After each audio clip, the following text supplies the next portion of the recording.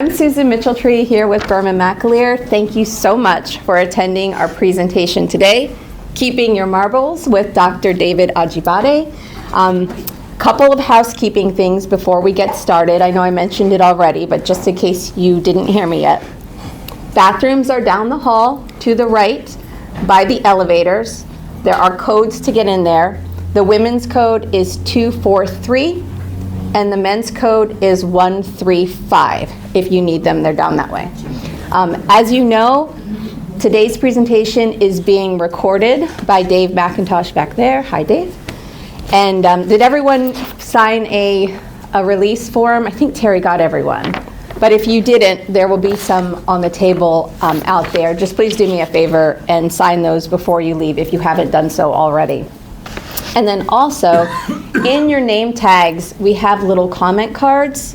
So we like to put these presentations together for education for all of you on topics that come up in the course of our conversations in your review meetings and such.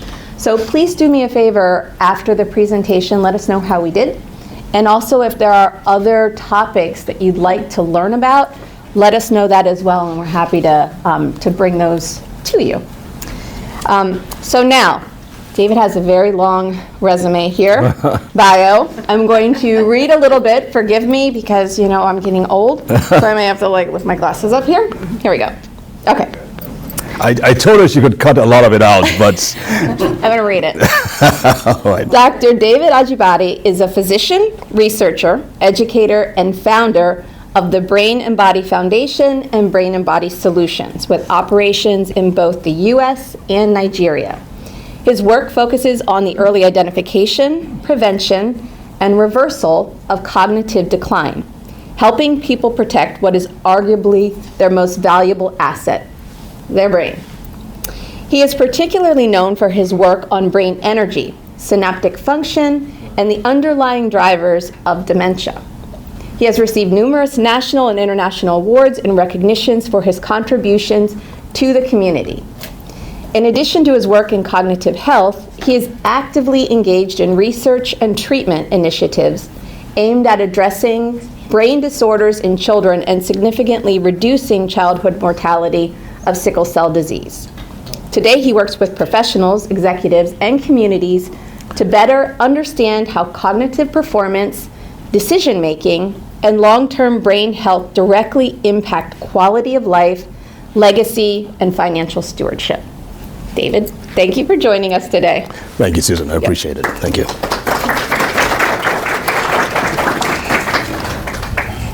Okay, let's get this on. Okay. Good morning. Thank you again, Susan, and the whole leadership of McAleer and Berman. I hope I got that right. Is the other way around? Okay. Berman McAleer, thank you. I really appreciate it. It's an honor to be here. This is one of my passions. I really think it's very important that we start educating people. Can you all hear me all right? No. Okay. I'll try and project. I think it's really, how's that? I think it's really important that everyone understands a little bit about their brains and what they need to do to take full control. Everybody say with me, full control. Full control. Full control. Come on, folks, help me out here. I'm a little jittery over down here. All right, help me out. Full control. Full control. Love it, much better. Everybody knows that Baltimore is number one in the country for dementia, right? No. Okay, and just in case you think, oh, it's just Baltimore City, because it's Baltimore City, not county. Just in case you live in Maryland, but you think Baltimore City, okay, I'm safe, I'm in Timonium. Well, Maryland as a state is number one in the country for dementia. You didn't know that? No. Because of our proximity to Washington. Yeah, and Bill is right, because if Washington were a state, it would be number one. Oh. Good job, Bill. Why did you say Washington, though? Was it the stress from the stress? A lot of crazies there, or what are you talking about? It's just there, and I try to recognize that it's not there, but it's still there. Did you have like a PTSD from being in Washington, D.C.? Just the people that embody it. Okay. All right. So we're going to be talking about what you need to do, because it doesn't matter where you live. There's a huge increase in dementia ever since COVID-19. I don't know if you know this, but COVID-19, before the rates of dementia and other brain disorders were already rising. Now, when COVID hit, it kind of like went into, is it warp speed? What's that thing in Star Wars where they're in a spaceship? Right? Right. It's suddenly increased. So a lot of people, most people are at some risk or the other. So we're going to be talking about what those risks are and certainly what you need to do. By the way, how many of you here is caring for someone with dementia? Okay, 2, 3, 4. Okay, so a few of you. Usually it's a larger number of people that answer. So my heart goes out to you. It is not an easy condition to deal with. I personally do not have any experience with it. As in my family, my grandmother is she doesn't know exactly how old she is, but she's about 100 because my mom is turning 80 next year. So 95 to 100, I would say, right? She's still sharp as a tack. So fortunately, hopefully I have some of her genes. But what I've seen from working with and treating thousands of people with brain disorders and with dementia in particular is that it's better, let's put it this way, it's better we understand what it takes to keep our brains healthy and strong. We're not just talking about prevention. I feel it's your responsibility to take the best care of this asset that you have. Because it's not just dementia we're worried about, right? We're worried about other things like depression, memory loss, Parkinson's disease, which, by the way, is accelerating even much more than dementia is. So we have a lot we're having to deal with. This world is not the same anymore. This is not the same world you lived in 50 years ago. This world has changed drastically. And now with AI and all these massive energy grids around the country, that's putting another strain on our brains. Not to mention the cell phones getting more and more powerful. So we got to do a lot. Now, in case any of you has to leave, I'm just going to summarize what we'll be talking about in 3 main words. Preventing dementia has to do with 3 things. 1, knowing what harms your brain and knowing how to avoid it or reduce it. 2, knowing what helps your brain and embracing it. And most people simply don't know. And number 3, knowing your numbers. There are specific tests that everyone should be doing on a regular basis, let's say annually at least, to know the status of their brain. They're mainly blood tests. They're not these elaborate tests that you have to go to only a place like Johns Hopkins, for instance. There are tests that you can do in any regular lab. Unfortunately, most doctors do not know about them, and so they don't ask for them. In some cases, they argue with you if you ask for them. So you've got to demand. Everybody say it with me, demand. You got to demand for certain tests to be done. Otherwise, you got to fight for them to be done. Otherwise, they will not be done. All right, so let's talk about dementia. The story about, I would call them Mike A and Mike B. Mike A, rough childhood, grew up to an alcoholic, was delivered to an alcoholic mother. Went from foster home to foster home. Eventually decided to join the military because there was nothing else available for him. He went to the war front. And he was in some really bad situations at the front lines, had a few concussions, few injuries. He lost some of his friends, had severe PTSD, came back home, found his wife had run off with his best friend, and, with their 2 kids. So he's alone, he's depressed, he can't hold down a job, he turns to alcohol and drugs. Then Mike B. Mike B was born to a nice middle-class home, raised by loving parents, had a good education, got a wonderful job, married, has 2 wonderful kids, is a great public servant, great servant to the community. He volunteers. He's well known in his church and respected by everyone. Now, question: when they turn 65, which of them is most likely to have a brain that looks like the one on the right? Mike A or Mike B? Mike A. You don't seem sure. Mike B? All right. Who else says Mike B? Okay, so we have two very brave people say Mike B. Why do you say Mike B? Philip. He's basically gone through everything. It can't get any worse. Now, who is Mike B? Describe Mike B. Well, Mike B is Mike B is the one, the second one, the one who kind of grew up in a middle class family and had a nice job and served the community. All that. so your argument is that because he didn't have any he didn't go through any hardship, he didn't have to deal with anything, he's more likely to have dementia? I mean, he's never really had to adapt. He never really had to okay. To adapt. That's a good theory. I mean, I don't know anything about the science of it, but it seemed that, like, those who are more capable of adaptation are more capable, or kind of more wired to have a normal brain function, because that's a key function of the brain. I like it. That ability to develop resilience as a result of hardship, right? Mm-hmm. Okay. Yes, sir. No. I would take Mike B also. Okay. Because the logical answer based on your description is Mike A. Yes. And therefore, my guess is that the true answer is going to be Mike B. Okay, Myra. I think they both have the same, because if there was truly something that could cause it, you would have found that out by now. How? They're doing enough testing. We are? Okay. You? Well, me, I don't know about other people, I don't know. But I mean, so you're saying that most likely they would have found something out by now if this guy kept on, if he had access to There's plenty of people that have bad experiences. Yeah. Through childhood or through adulthood or whatever, but are okay mentally, and there's some people that have it easy and whatever and are not okay. Yeah. So I don't think there's a difference in how you were raised or what you went through, unless you took drugs. Unless he took drugs. But did I mention that he took drugs as well? Yeah. Okay, so that's... It was fetal alcohol, you said. Yeah, so his mom was an alcoholic. If I failed to mention it, I apologize.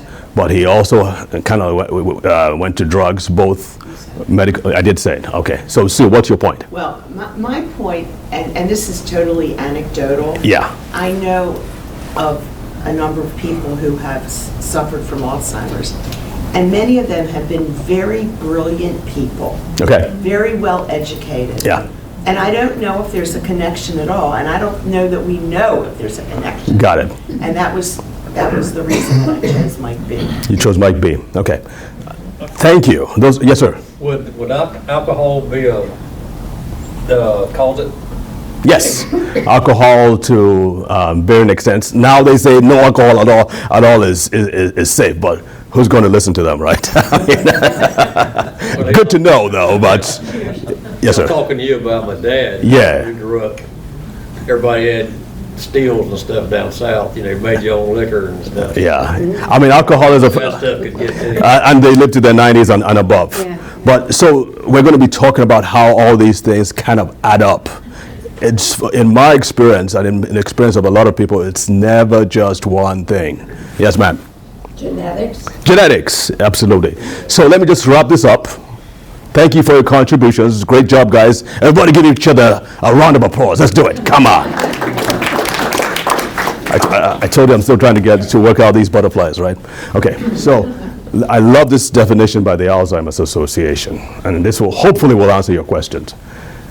Alzheimer's disease is a degenerative brain disease that is caused by complex brain changes following cell damage. It leads to dementia symptoms that worsen over time. The key word there is cell damage. So the more cell damage, the more the cells, we're referring to the neurons right now, the brain cells, right? So it's the more there's damage to the brain cells, the more likelihood, the more there's the likelihood of having dementia when you turn 65 and above. By the way, 65 is the cutoff mark. Anything below 65 is early onset dementia. Anything above that is regular dementia, all right? We're seeing more and more people now these days having dementia in their 40s and 50s, so that's a big problem. We might have to revise that cutoff mark, but as it is, that's what we have for now. And it's caused by complex brain changes. Let's look at this a little bit more. So we kind of break it down into four circles. Starts with cellular damage. The problem I have, I mean, this is the best definition I've seen so far, but it's not perfect. The problem I have is that, well, I treat people with brain disorders, every kind. I mean, my Parkinson's patients, my stroke patients, they don't end up having dementia. Even those that don't come to me, it's not a common pathway for them. Once you have stroke, it does not mean you're going to have dementia. I treat thousands of kids with all kinds of brain damage, from cerebral palsy to Down syndrome and so on. Obviously, they're not going to have dementia. So it seems like we're making a huge presumptive leap here. And so the other thing is, well, what's causing the damage in the first place? And don't you think those are questions we should be asking? What kind of damage are we talking about? And then how does that damage eventually lead to dementia? And that's what I want us to kind of dive into a little bit. So what I came up with, and this is something I used to volunteer, and I would teach about this, and let me just put it this way. I started volunteering to kind of like reach the African American community, because we are twice as bad. We have 2 times worse rates of dementia than the rest of the country, than the other population. And so I felt that we needed to reach out to these people. But after a while, I realized that the problem was a lot more than just the African American population. For instance, women have it twice as bad. You all know that, right? Dementia, twice as bad in women.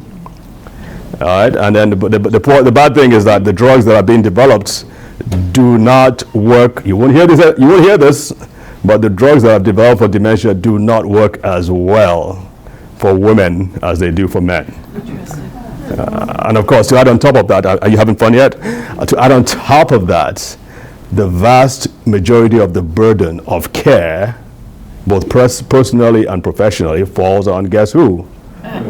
Women. 30% of all caregivers are daughters of the loved ones, the person with dementia. So personally, I have a mission really to reach women, especially women in the middle age, because they tend to listen more, in my opinion. But okay, I'll give you enough time to look at this. Which of this stands out? So these are all the categories of pathways that kind of lead to dementia. We talked a little bit about alcohol and PTSD and brain injury and all that. By the way, Mike A is more likely to have dementia by way of the attacks and the injuries that he has had. Now, those are obvious injuries that everybody recognizes. There are more subtle ones that are under these categories that we'll be talking about soon. All right, so make sense so far? What stands out? Does anybody see anything here that stands out? Can you not see it? These Okay. lights, the lights you got up here, if you cut those off, you think? All right, so let's try this. How about this one? Does this stand out more? Yeah. Okay, you see this there? What stands out? Inactivity. Inactivity, yes, sir. Both physical and mental. And I know somebody said, well, we've got some brain surgeons and scientists who still have dementia. Again, it's never just one thing. All right, anything else? Insomnia, sleeplessness, big problem. Most women I know have it, and they all think it's okay. I'm going to live with it. I'm fine. I'm telling you, that's not fine. I was speaking to, I would give a strictly a women and dementia seminar. And she said, one of them said, she doesn't sleep. I'm like, what do you mean you don't sleep? She's like, yeah, she doesn't sleep. I mean, I can't even, mind blowing. Because what happens during sleep is so crucial to repair, to consolidation of memory and everything else, that if you're not sleeping, you are at a huge risk. And we've got to do something about it. Pronto. Sharp. Okay, what else? Isolation. Big thing, we talked about it. Somebody said, what? Anybody else? I was going to say isolation's kind of coupled with inactivity, really. True. Yes, ma'am. Better? Imbalances. Okay, you know what that means? Well, if you keep, yeah. Oh, no, it's not physical imbalance. It's more like chemical imbalances, hormonal imbalances, just different things there. All right, so great. Nobody asked about insults, though. it's not saying your mama or any mama jokes or anything like that, right? it's basically chemical insults like toxins. I couldn't find another I. As you can tell, they all start with the letter I, and if I use toxins, that would ruin it. It would no longer be dementia's dirty dozen, so I just use insults. All right, so now we have an idea of what's causing the damage, the cellular damage. Let's talk a little bit more about your brain, because I feel it's very important that we understand this. So your brain does a lot of things. If it has the right tools, if it's healthy, your brain organizes everything, right? You're thinking, you're listening to me, you're converting my words into something you understand. You may be thinking about food or your coffee. You may be thinking about that phone call or that person who is trying to reach you. At the same time, you need some help? Okay. Sorry. That's okay. At the same time, your brain is controlling respiration, is controlling digestion, is controlling everything that's going on inside. Magnificent stuff. But if it doesn't have everything it needs, a lot of things begin to fail, including things like sleep, including things like, what do we have here? Memory, mood disorders. If the brain is not fully charged, that's why you have that charge button there. The other thing that happens is that we know that if the brain is lacking energy, plaques, amyloid plaques and tau tangles tend to build up. Who has heard about the amyloid plaques and tau tangles? Everybody should have heard, because those are the culprits that that the medical profession is pointing to as the cause of dementia, and so we're throwing everything at it. $30 to $100 billion so far, and the latest drug, the jury is still out, right? And so I take a slightly different view, and maybe, I don't know, if you live in Baltimore, you may have heard about me that I'm almost, in some cases, I'm a pariah for saying what I'm going to say right now, but it's almost as if you are blaming the ambulance for the accident when the cause of the accident was probably the drunk driver who ran off further upstream. Okay? Your brain. Yes, ma'am, someone's saying something. I hear these words over and over again, plaque, and I can say them back to you. I know their causes. I don't understand what they are exactly. Okay, so plaques, thank you for that. Plaques are proteins that tend, like these meshy proteins that tend to build up in the brain. And they tend to, and the theory is that they tend to block transmission between brain cells. And they multiply and multiply and multiply until they suffocate and kill the brain. So that is a theory right now, and that's a theory that the drug industry is based on. Okay, but I'm from a country in Africa, a third world country, and so we have to look at things more basically. I mean, we don't have the access to all the tests and things that you all do over here. Wonderful, which we did, but we don't. So we had to learn how the brain works from first principles, and then find out what to do to reverse things like dementia and Parkinson's disease and other things. And I can tell you, there are a lot of people who are walking this earth who have tons of plaques, the plaques I just described, who have perfect cognition. They don't have anything wrong with their memory. And so the theory is questionable. And again, I hate to say something that is not widely accepted, and some of you will be upset with me for saying that, and I'm just going to apologize. And if you have to leave, and maybe you can, we just assume you're going to the restroom, okay? But anyway, so I hope this makes sense, and I'm going to further clarify my points as well. This is kind of like an overview of all the things your brain needs. So everything from oxygen to nutrients to nice vacations, exposure to sunlight, and yada, yada, yada, yada. That's a technical term too. But so travel, novelty, somebody pointed that out. Muscle exertion. We're beginning to find out a lot about how important muscle mass is. And again, this is where women fall short. You tend to have less muscle mass. We're finding out that the muscles are super protective, especially when they're stressed. Now, walking is great. It's not enough. You've got to start having strength training added to it. Obviously, you need a professional to teach you how to do it right, but you've got to, especially if you're over 50, and I'm looking around the room now and I see a few. That's a few, okay? I'm not pointing at anybody. All right, so there's a huge amount of research showing how muscle mass is directly connected with brain health. And I'm saying all these things because it's better to avoid, it's better to prevent and to know what you're doing, because I don't want you coming to me. I don't want people coming to me. We want to be able to educate people so that they can have healthy brains into their 90s and beyond. Does that sound like a good plan? Yes, boss. I got a question. Yes. If you use your brain, like say if you read a lot, does that? That helps. So that's under activity. Right. So inactivity, that was a counteraction.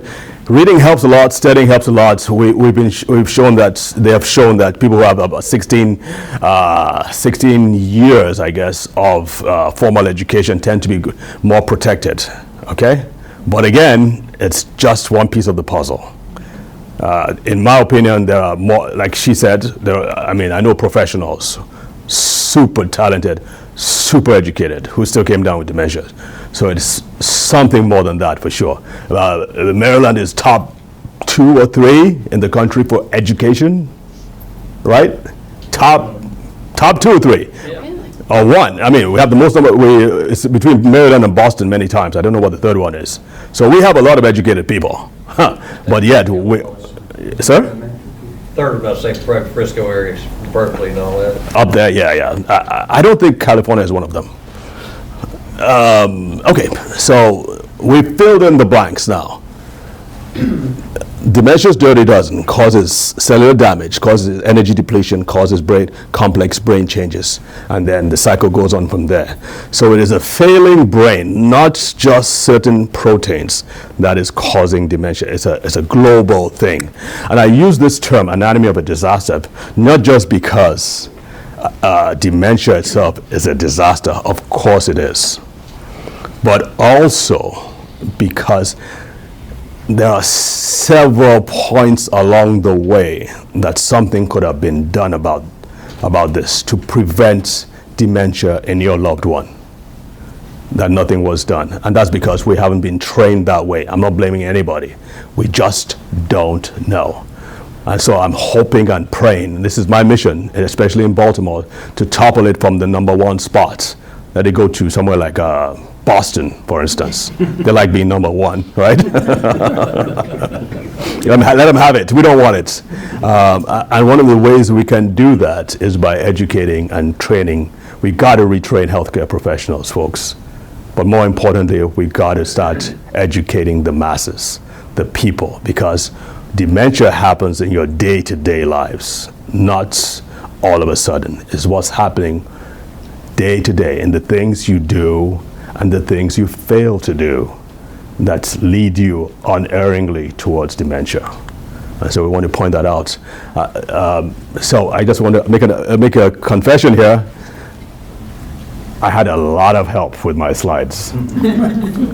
Susan and Alexis back there, thank you so much. You guys did a great job. I mean, my slides were terrible. The pictures were terrible at first, so they kind of cleaned it up for me, okay?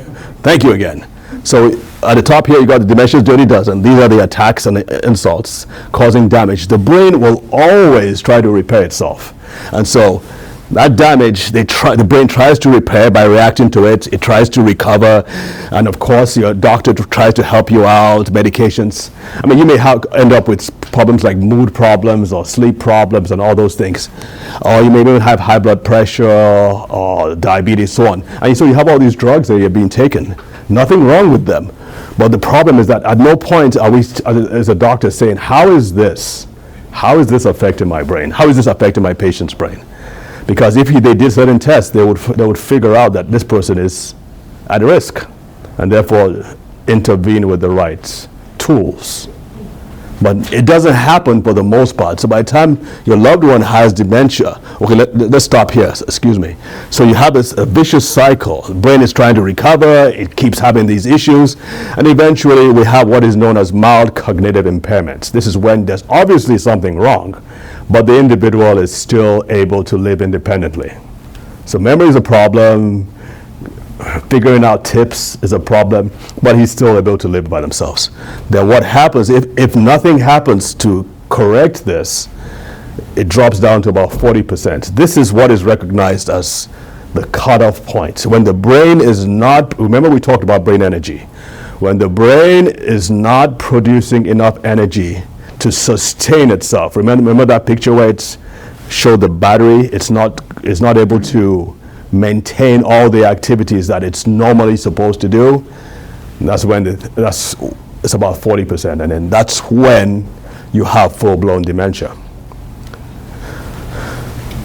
So what is happening? David? Yes, sir. Go back. Oh, there we go. Yeah. Look back. I meant to ask this when the slide which showed the attacks on the brain was first up. Okay. And then it went away, and I wasn't 100% sure, but now I am. Is there anything meaningful to the fact that every one of those attacks begins with the letter I, or is it pure coincidence? When I got to 6 or 7, it was pure coincidence, and I was like, oh, wait a minute. And then I kept on trying and pushing. As a matter of fact, I have more eyes now, so I had to bump some off, right? So after 6, you started looking for them. I started looking for them. I'm going to admit it right now, Bill. You caught me. I'm busted right now, right? I have a question about insulin resistance. Yes. Is that for type 1 or type 2 diabetes, or both? So insulin resistance is a step before any kind of diabetes. Any kind. Okay. Usually it's type 2. Is that medicated or unmedicated? Unmedicated. So if we were to test your blood today, I would say about 65 to 70% of you would have insulin resistance, because it's something that comes with age. Yeah, your body just doesn't respond as well to glucose and to insulin. So that's a problem. That's one of the tests, by the way, that I would insist, or you should demand of your doctors, because there's fasting insulin is one of the most important tests you can do to assess the quality of your brain. Okay, so can we move on? So what is happening is that the brain, now listen to me, this is another thing I get in trouble for. But again, you got ChatGPT, so you can go back and check these things out, right? Or ask your grandsons. To ask questions. Say, check, is he full of whatever, or does he actually know what he's talking about? So what do you want to ask? So what is happening now? So listen carefully. What is happening is that the resources, the brain is finally responding to low energy levels. And what the brain does, like any smart business would, let's say, okay, example now, business, the revenues aren't coming in like they should, and so we got to cut back, right? So first of all, what goes? The private jet, right? And then horror of horrors, you got to go fly first class and with other human beings, right? The horror. That's my Home Alone face, brother. I'm trying to do my home. And so it begins cut back on what? The luxury items first. Okay? That's what the brain does. It begins to cut back on the non-essentials and focus on survival. So I ask this question at some of my meetings. I say, what is more important to you? Your brain, or what is more important to your brain? Breathing or remembering your spouse's anniversary or birthday? Do you want to think about it a little bit? It's a trick question. So I did this at a golf retreat. That's where I met Susan, by the way. Susan was not there, but she was there when she had to leave. So I asked the question. I asked the same question. I'm telling you, this was a massive room, massive hall. No one said a thing. And I was like, oh, maybe they didn't really understand what I was saying. Maybe my accent. And I was like, So I looked up, and then finally, and you could see the men specific, they were like shifting uncomfortably in their seats. And then finally the guy says, and then it hit me, because listen, I'm from a third world country. I don't understand, for the most part, your humor here is kind of, I love it, but I'm still trying to understand it. So when he did that, it was like, that's a sore point right there. Nobody's going to say anything about, I mean, obviously the answer is breathing, but no one's going to say that. Anyway, so I went over to I did another talk in I guess a black church, predominantly black church, and I asked the same question, and they were like, of course, you think we're stupid? Of course it's breathing, da da da da da. And I was like, okay. I would say. Like, so not all Americans are crazy. It's just the white ones. I'm just kidding. If you look at it this way, if you don't remember your wife's anniversary, or your anniversary, You stop.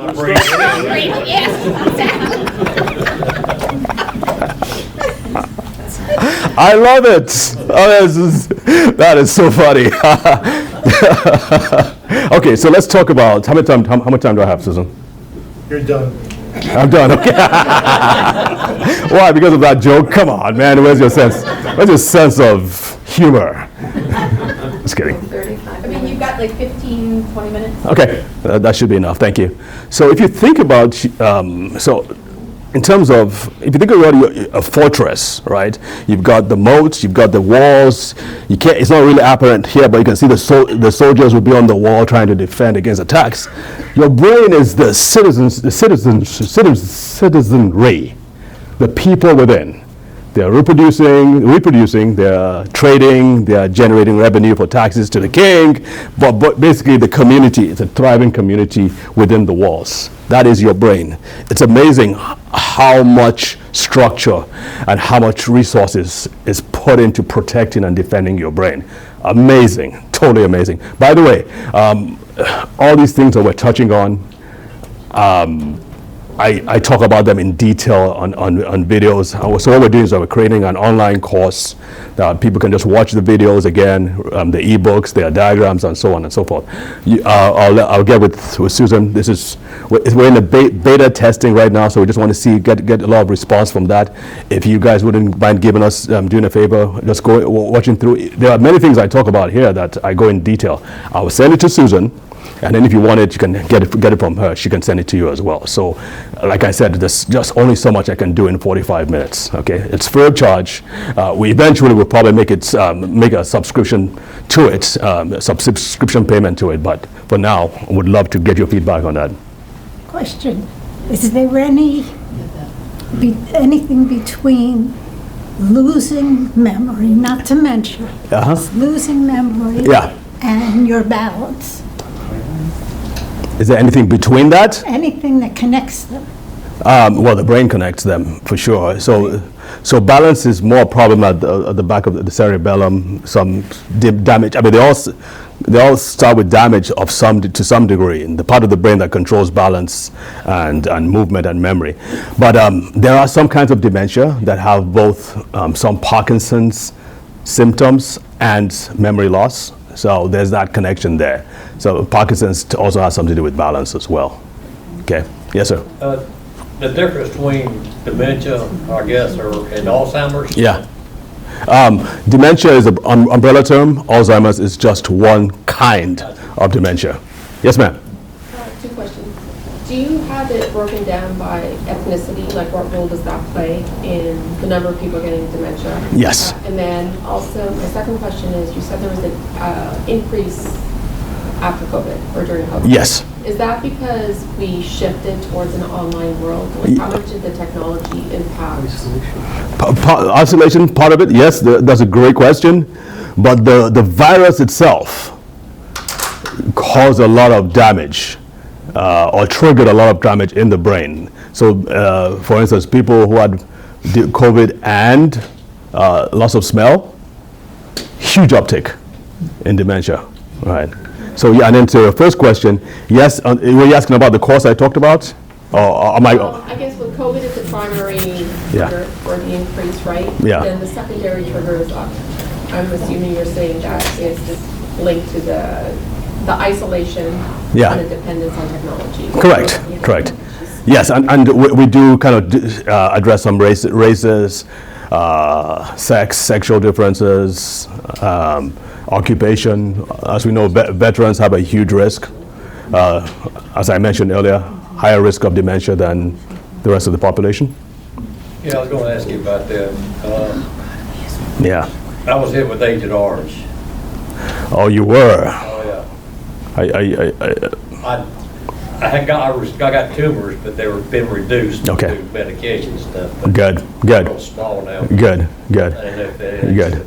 I mean, I definitely advise people who were in the Vietnam War, who had affected by Agent Orange or other toxins. There's a lot you need to start doing right away to fix to start cleaning your brain up. Yes, ma'am. You didn't mention hearing loss. Yes. Does that impact the development of dementia? Very important. So hearing involves, remember we talked about brain energy. So when someone is having difficulty hearing what the person is saying, the brain is working overtime. So that just takes away from the energy that the brain so desperately needs, and it's targeted towards trying to hear. And then it eventually leads to, or increases the risk of dementia. Yes, sir. You went through explaining priorities that the brain has when it has damage. Yeah. Like remembering your wife's anniversary is number one. Yeah, you're not going to let me off on it. But do we have a list of understanding how the brain wires itself or what's more important? Obviously, breathing is very important or else you'll die. Yes. But how does the brain trigger itself to pick out what items it'll go through? Oh, wow. You know what part of your brain is damaged Right. that affects different things? That's a great question. Yes, sir, absolutely. I wish you hadn't asked that question because I had to think of something. What's the answer? Go ahead. Susan, this always happens. There's always one person in the class. I don't know why. I mean, it's always one person who comes up, I'm not going to say the word. It must be a plant. So there is no answer? There is an answer, but the brain is organized and regulated by super intelligence, but it requires so much feedback from several different centers to decide what to do. So there is an answer, but it's not. There's no central location in the brain that says do this and do that. It depends on the feedback. But yes, obviously, breathing and digestion are number one, and that's why those are probably some of the most protected parts of the brain. They're the most primordial parts of the brain as well. But those, no matter what, would continue. And that's what's happening. And just to wrap this up, what's happening is that the brain is going to continue to shut itself down until what is causing the energy depletion, whether it's the injuries or the toxins, whatever it is, it will continue to shut itself down until that abuse is taken away. And that's why you see a progressive deterioration. Because again, our neurologists and our doctors are not stepping in with the right interventions. All we're doing is trying to preserve memory. Meanwhile, it's the whole brain that is failing. And the way you step in is by nutrients. The brain needs certain nutrients for it to work. And that's where people like me come in, because we've studied this thing for decades, so we know what nutrients to start putting in place. But so I started my career in cancer treatments, and again, I'm from a third world country, so we had the worst of the worst. Cancer is like dementia in a way. In dementia, it is shrinking back. It's the opposite in cancer. In cancer, it's growing. All right, but it's a progressive disease in the brain. Cancer of the brain is growing progressively. In dementia, the brain is shrinking back. Okay, and it is doing that to itself, and will continue to do that, like I said, until energy balance is restored. Yes, sir. So, all right, so nutrients are an important thing. So did you say that the amount of dementia has increased over the last 50 years? I mean, COVID notwithstanding. Of course, definitely. just be tied into the decline in the quality of the nutrients that are Yes, sir. Available? Yes, sir. Absolutely. That's a great point. And also due to a lot of our manufacturing practices, I mean, we tend to eat like sweeter stuff, right? How about what we breathe? That too. That too. Which is why they're saying one of the reasons why Baltimore, again, is... I heard Baltimore is also the asthma capital of the world, of the country too. You heard that too? I'd never heard that before. Okay. All right, so I'm going to quickly run a little bit. We might hold those questions till later. I apologize. All right, so we talked about the castle. So basically, your brain, what we need to do is to what? Remember what we said at the beginning. Greater attacks, fewer protections, weaker defenses, and a lack of prompt, early, and effective medical intervention. So the goal, if you are to prevent dementia, and you can start at any point in time, it is never too late. And if you already are dealing with the health symptoms of dementia, I can tell you for a fact that it is reversible. There are doctors all over this country. I'm not saying about myself. There are doctors all over this country who are doing it. They're scared of talking about it because they might get, attacked or taken out of, or lose their license and all that. I don't have any such concern because I'm not licensed to practice here. My patients are mainly virtual around the world. But I just feel I have a tremendous responsibility to educate people about this. Because people have to know that, one, it's their responsibility to protect their brains, and they need to know what to do. And number two, if the problems have started and you're dealing with, or you have a loved one who is dealing with it, there are things you absolutely can do. And I'm going to show you a couple of them. So the goal is to reduce attacks, but how do you know what to avoid if you don't know what those, how do you know to avoid something if you don't know what that could be? You'll be fighting blinds. Float like a butterfly, sting like a bee. The hands can't hit, or the eyes can't see. Who said that? Yes, absolutely. Well, the corollary is true. You cannot parry against, you cannot block, you cannot avoid a punch if you don't know if the punch is coming. And I'm telling you now, all of you here are being punched in the brain on a daily basis. All of you. Yes, ma'am. Yeah, about that you mentioned alcohol. Yeah. Is alcohol detrimental to this? Yes. A little or? You want us to negotiate? Is a negotiating scene now? They've come out with saying no amount is safe. Okay? So here's what you need to do. I know you're not going to stop. Here's what you need to do. You need to start taking the things that would reduce the impact of this damage on the brain. Okay. All right, then there are things that, so let's talk about that, right? So the keys, let me talk about this briefly. You got to strengthen those walls that we talked about. So even if you do take alcohol, the protection is robust enough to keep it from causing damage. I'm going to point to one thing. So there was a study by the Alzheimer's Association a few years ago about a certain nutrient that could reduce your risk of dementia by as much as 40%. 50% if you're a woman. Does anybody know what nutrient that is? If you've heard my class before, you cannot answer the question. All right. So let's raise your hand. Does anybody know which nutrient reduces your risk? It's a singular nutrient, reduces your risk of dementia by as much as 40%. Protein? Is it a vitamin? It is a vitamin. Is it D? Boom! Donna, great job. What? Vitamin D3. Oh. Vitamin D3. Okay, I cannot tell you how much you take at a time because you're not my patient. I only tell you have this side. So for my patients, all right, and many of my patients are black, so I give them their own amount to take, because we blacks have much higher risk of having low vitamin D deficiency. So that is a huge one. So for women, think about it. I mean, one nutrient can reduce your risk of dementia by as much as 50%.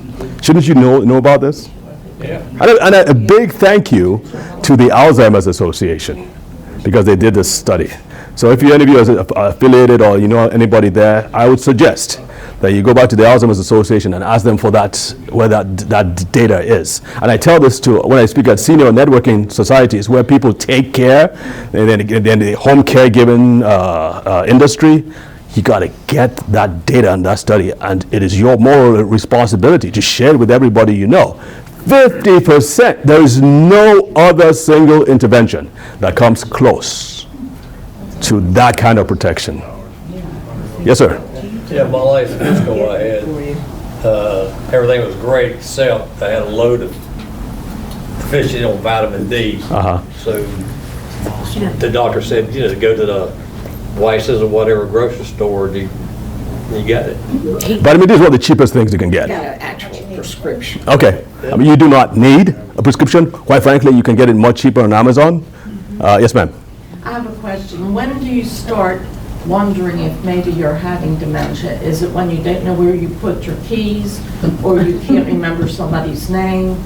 If we had that, we'd all be in trouble. We would all be in serious trouble. It's when it's obvious, especially when your loved one is pointing these things out to you. Maybe you had a discussion a few minutes ago. Like my mother used to have it too. I mean, so I know I said initially that nobody has dementia, but my dad used to complain bitterly about my mom because, I mean, my dad is a complainer. I mean, he will let you know, right? And they would have a discussion earlier in the day, and she couldn't remember it. Or they would go out to her sister's house, and they would have a discussion, or they would do something, and she couldn't remember that. And so when I heard about it, I did what any son would do, which means I called her and I shouted at her, "Come on, what's wrong with you? You need to remember what." I'm just kidding. So I basically, because I've been treating her for other conditions before, so I just sent her a whole bunch of stuff. Well, not too much, and I mean, it kind of helped. And the next thing, I was talking with her, and I was like, how about that memory issue? And she's like, oh, she thought about it for a while, and she's like, you know what? My daddy doesn't complain about it anymore.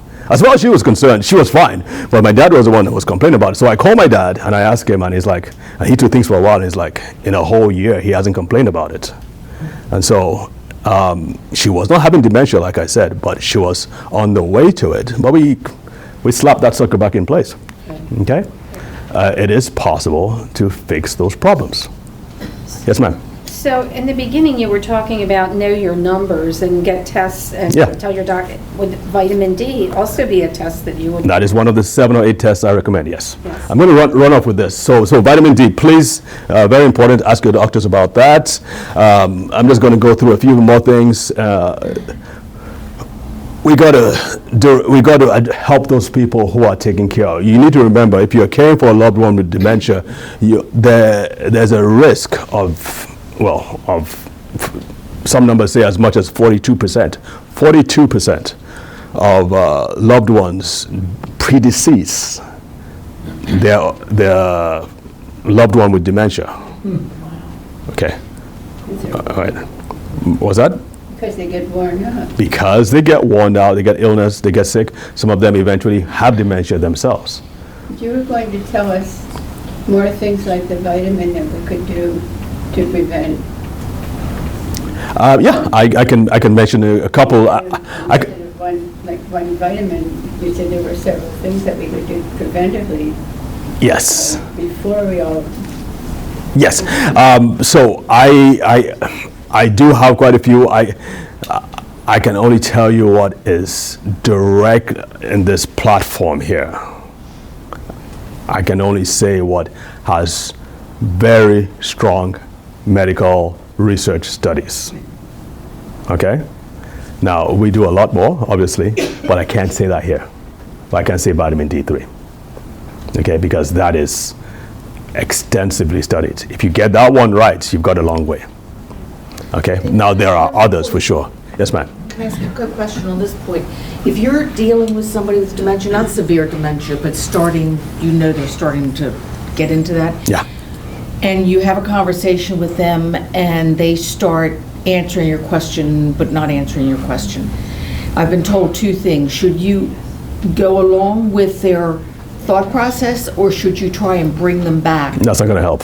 Yeah, No, I'm not saying it's going to help, but I'm just, what is best for them? To bring them back and say, that's not what I No. asked? That's the wrong thing. You go along with the discussion, play along, and they might have to tell a few white lies here and there, unfortunately. Well, I mean, if you ask them a question about, when did you last see your daughter? And you say, well, when Jim came home yesterday. Well, that's not what I asked you. Yeah. So you're saying go with their thought process. Correct. It's not going to help correcting them. Well, I was afraid it might be more I've been told it may be more frustrating, and then I've told no, it wouldn't, but it probably. It's more likely to be more frustrating. Yeah, for both of you. For both of you, yeah. Does physically working out help?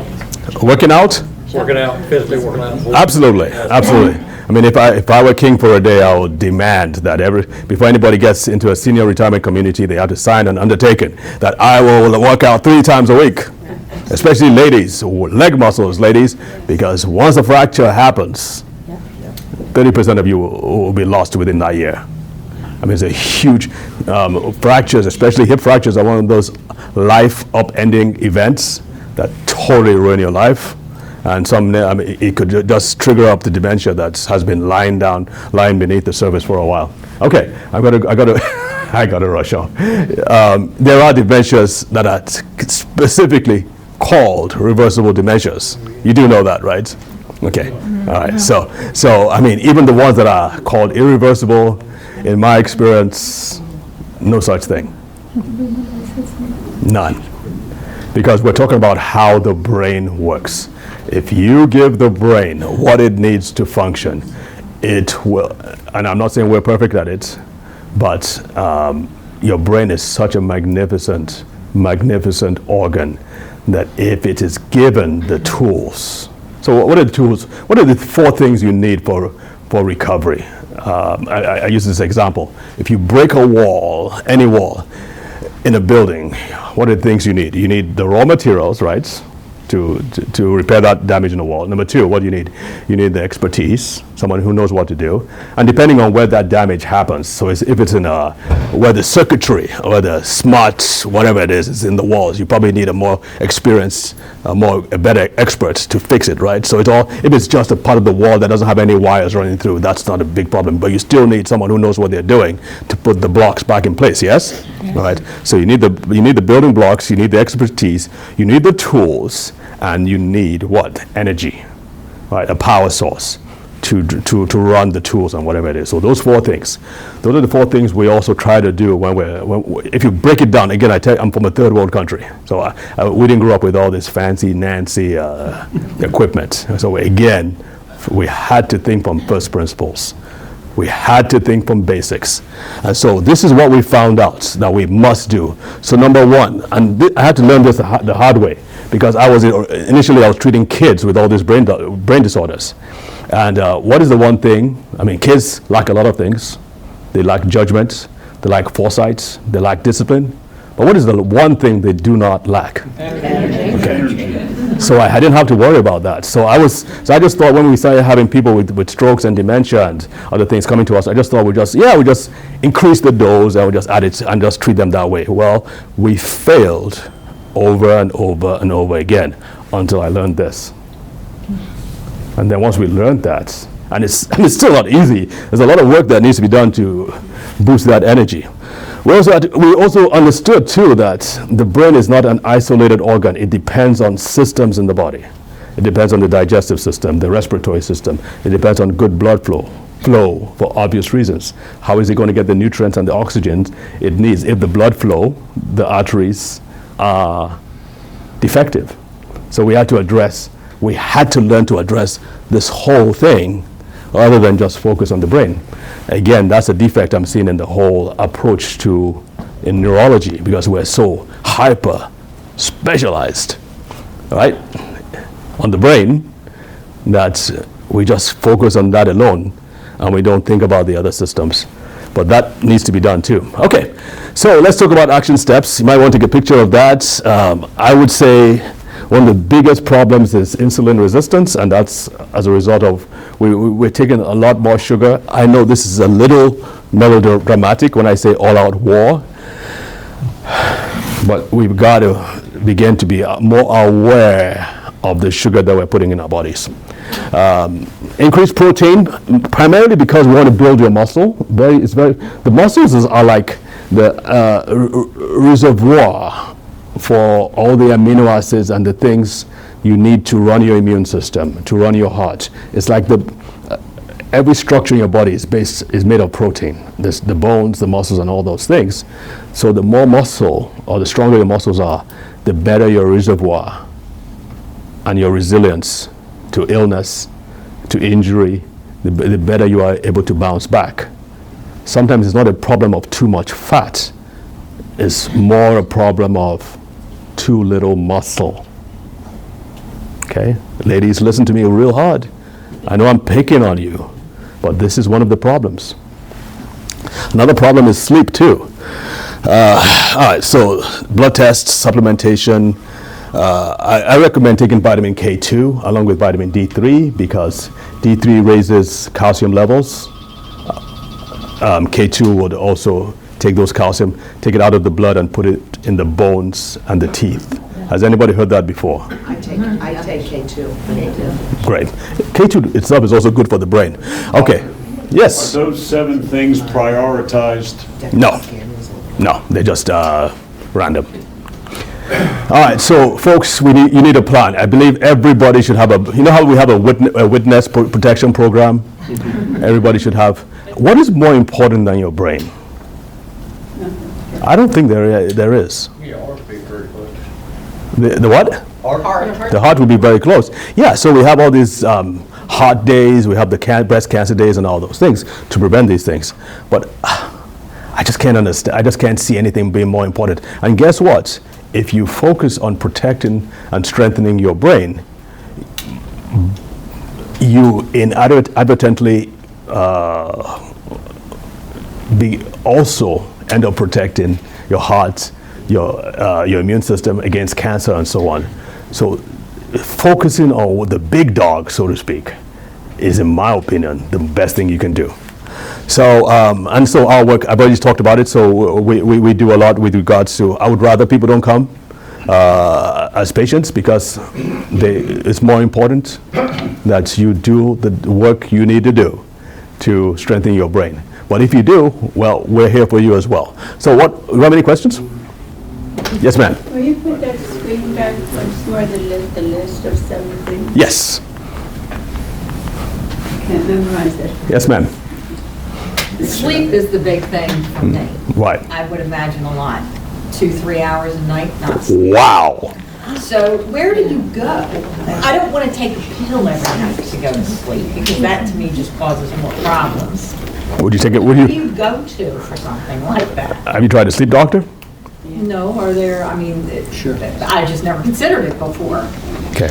All right. So quick tip, along with the lines of vitamin D, are your vitamin D levels?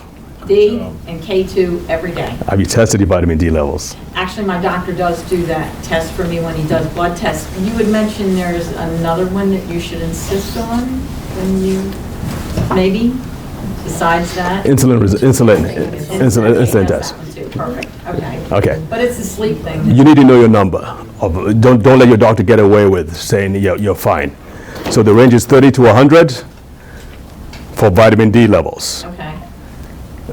The doctors who know what they're doing are saying it's better you go above 60. In my opinion, I would say closer to the upper limit. The K2, vitamin K is for clotting. That doesn't have anything to do with clotting, does it? That's K1. Sorry? That's K1. K1. There's some kind of overlap in some cases, so they say you got to, if you're on some kind of blood clotting medication, you want to check with your doctor first. But K2 is not K1. Yes, ma'am. Yes, you see ads on television for brain health. It says you take care of this, you take care of. What about your brain health? I mean, is that worth taking, or is it just a bunch of color? I can tell you for sure that there are certain things that can significantly help with your memory and brain health. The challenge I see is many of them that are advertised on TV, and I've experimented with some. I've actually tested some of my parents. Don't tell them, but well, it seems to me like the more commercialized ones don't work as well. The ones that really work are hidden because they don't want to get in trouble. They don't want to be tied with claims that they did, because some people have gotten, some supplement companies have gotten in a lot of trouble. They're super regulated. So the ones that really work are not out there, I can tell you. How do you dig them out? Good question. I spent 20 years doing that. So it's not an easy answer. Back in the 50s, what we would term as dementia was called hardening of the arteries. Okay.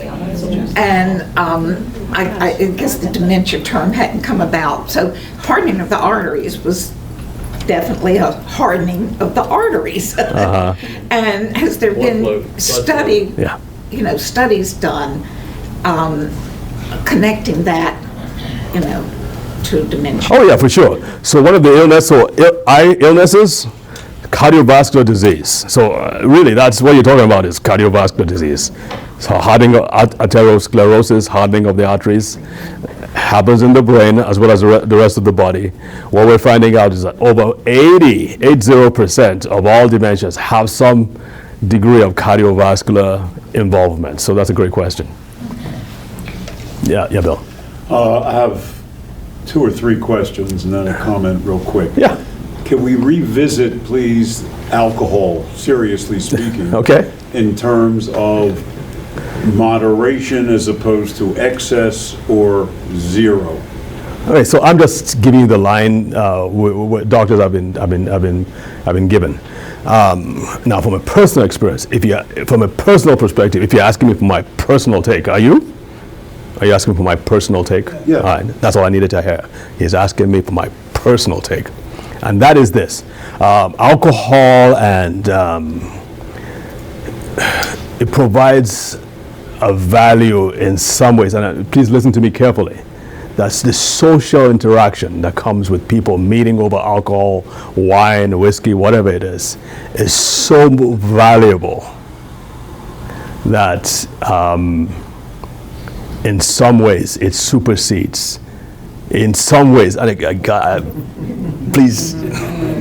We hear you. that it supersedes that bonding that happens over that experience.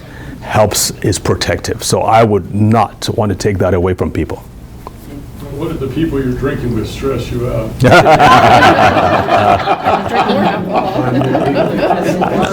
And drink with somebody else. I mean, come on. Well, you just drink alone. Oh, drink alone. There you go. 3 or 4 drinks, not too much. It depends on what we're talking about. My second question. He's trying to catch me. You alluded to something that I've been noticing for a long time, as many of us have, and that is the increase in Parkinson's disease. Have there been studies on the why of that? Yes. And anything you can share?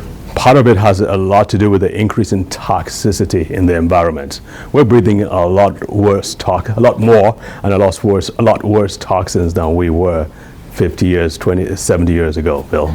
That's just the truth. Everybody knows that if you live on or close to a golf course, you have a significantly higher risk of Parkinson's disease. There's a lot of stress on the golf course. I thought it was the opposite. Well, part of it is because of all the pesticides and the things that you use to maintain the grounds. I mean, a lot goes into that. And then there's a runoff that gets into the water and all that. So both in the atmosphere and in the water. So huge risk where toxins have a lot to do with it. Third and last question, and then a quick comment. Yes, sir. And it's just personal. Do you pronounce the E on the end of your name? Yes, sir. You do? Yes. Okay.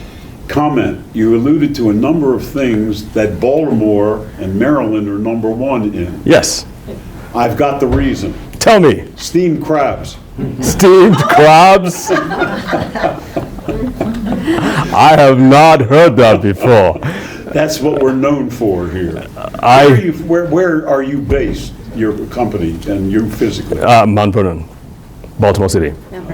Yeah. Mount Vernon downtown. Yeah, downtown. They had crab cakes here, Ed. You know, I've had crab cakes, but I have not gone to a crab restaurant yet. So that's on my... Failey's downtown. Failey's, F-A-L-E-Y or? F-A-I-D-L-E-Y, I think. F-A-I-D. Lexington Market. Lexington Market, oh, inside Lexington Market. Okay. Thank you for letting me know that. All right, good, I got to do it. Looks like the police are coming. Yes. I've got 2 more questions. Yes, sir. Is there any correlation between the legalization of recreational drugs, marijuana, and dementia? It does, marijuana does slow things down. Way to go. What was that? That's a good answer. Yeah, slows things down. It affects your memory too. Yeah.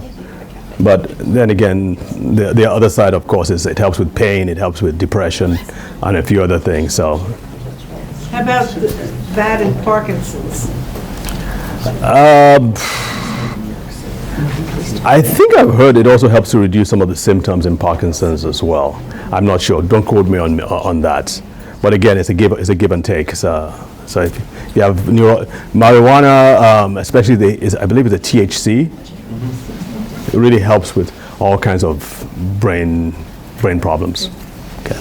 Yes, sir. You had 2 things up there. One was increased protein, and the other you had something about the gut. I read something recently where if you take a protein supplement, the enzymes in your gut don't break down the protein the way they're supposed to, so there's specific kinds of protein you should be taking to alleviate or to help the stomach, gut, break down the protein so it gets to your muscles better. Is that true, false? Are you talking about with certain disease conditions or just in general? Just generally speaking. Yeah, absolutely. There are some proteins that are, some foods that have high levels of proteins, but they're not easily, the word is bioavailable. They're not broken down well by the enzymes and they don't get into the muscles like they should. You know what the most bioavailable kinds of foods are? Fish. They tend not to be plant foods. Is what? They tend nothing against vegetarianism, but they tend not to be plant foods. So beef, huge. Eggs have a very high protein availability index compared to the other ones. But then, I mean, if we're talking about trying to rebuild muscle, I would say there are other supplements and nutrients that can help with that, with our process. What about dairy? Not much. I'm going to jump in. Thank you all for your questions. If you have additional questions, David, will you be available for a couple of minutes after? Yes, I will. Yeah, and let's just give them a round of applause. Thank you. Thank you. Appreciate it. Thank you.